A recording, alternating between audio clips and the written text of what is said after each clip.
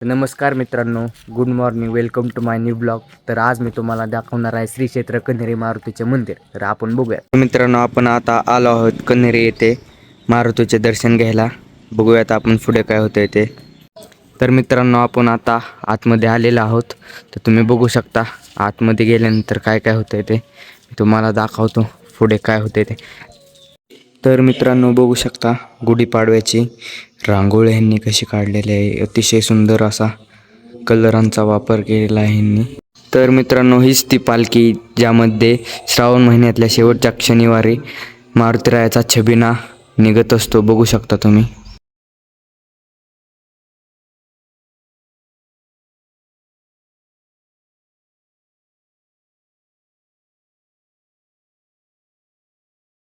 आता आपण प्रभू श्रीरामांच्या मंदिरात जाणार आहे. बघू शकता तुम्ही किती सुंदर असे आहेत.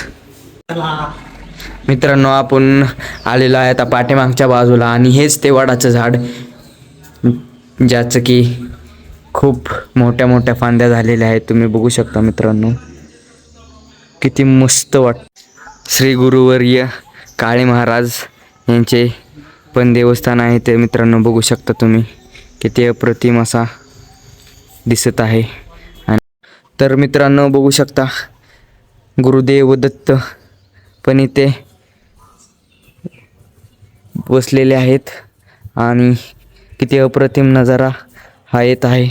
आणि हा आहे नंदी, जे की महादेव यांच्या मंदिरासमोरच एक्झॅक्ट आहे. बघू शकता, आपण आतमध्ये गेल्यानंतर दाखवतो तुम्हाला मी.